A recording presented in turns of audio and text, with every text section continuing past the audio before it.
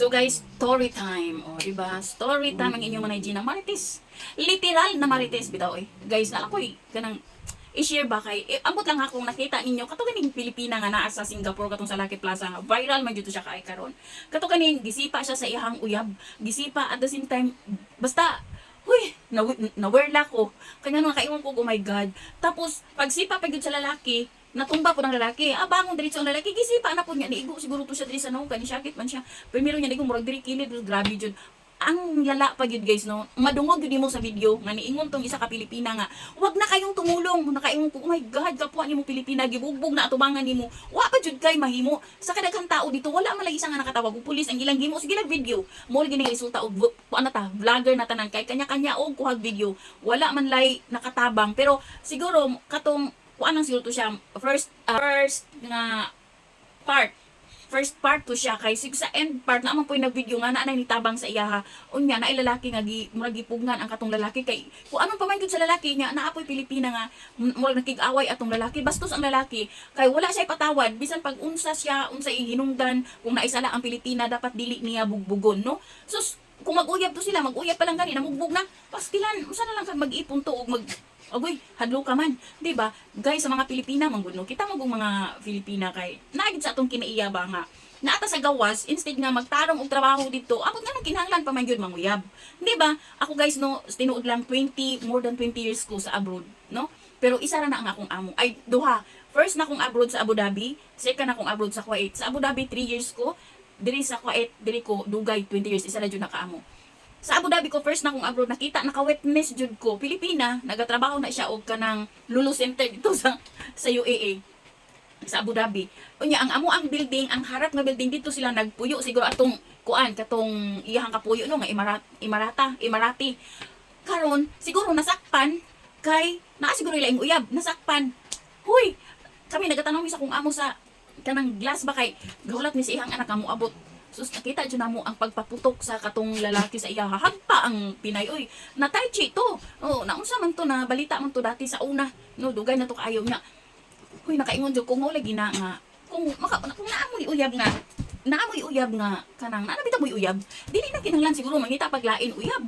No, isa-isa lang siguro para dili ta madisgrasya, di ba? So kana siya wa ta kabalo unsa jud no man sa ta kay balo kung unsa gyud rason pero naghangyo daw ng Pilipina nga dili lagi daw i-post. Matingaman sa tag dili i-post nga sa kadaghan sa nag-video niya isa pa na news na. So ta kay balo kung pamilyado marang babae diri sa Pilipinas, di ba? So pastilan na lang gyud kung ambot na gyud ako more than 20 years ko sa abroad. Never in my wildest dream nga makipagrelasyon og ubang lahi didto sa gawas. Okay ra man ang natawag-tawag or kaya text. Ayaw mo pakikita kay wa ka kay bala ko tong lalaki basig buangon to nya lain na ba ng ubang lahi.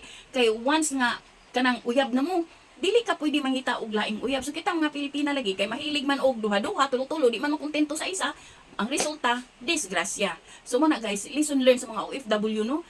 Shout out sa tanang mga OFW. Sus, pag matngon intawon mo, kung naamoy pamilya sa Pilipinas, kana bitong balikan ninyo nga nung ni Antumog abroad. Balikan ninyo ang inyong plano is mo abroad mo para sa inyong pamilya, mo tabang sa inyong mga anak.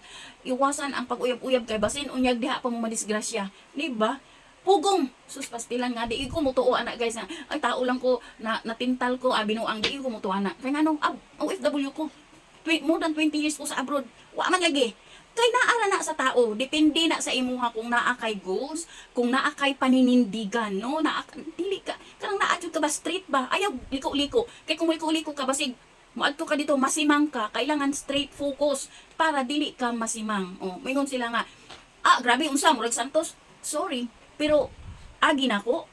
Depende rin yun na siya sa tao, no? Dili tanan OFW nga. Hilig maguyab-uyab. Day off. Asos, kanya-kanya to niya. Di para ba maulaw? Sa Kuwait City, sa una. Sos, ginoo ko ako. Murag ako'y mauwaw. Kay naaskilid-kilid. Maghalok-halok sila sa mga Indian, ng mga Pakistan, mga Bangladesh. Uy! Diyos ko, Lord. Yung ko kanin sila ba? Unyag madisgrasya. Tuas gobyerno mga yugtabang. Unyag binuhatan nila. Hindi ba? Real talk lang. No? So, mauna siya, guys. Maunang, naimingon sa kuha nga. Tao ramang ko, dili malikayan, matintal. Ay, binuang. Ano maligay ko? More than 20 years. O, alagi. pastilan naa sa tao. So muna lesson learned sa mga OFW nga magmatngon nga matumog abroad para sa inyong pamilya, dili kay mag-uyab-uyab mo dito madisgrasya na unya, di ba? So kato lang guys, og nagchika ra gid ko kay ngano nakuan ko ba na wala ko atong Pilipina nga nag-ingon nga wag kasing tulungan. Wag nang tumulong di ay wag nang tumulong kay ingon ko, oh my god.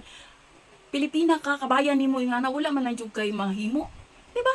So, let's go. Basta mo to guys. Og thank you for watching. Bye.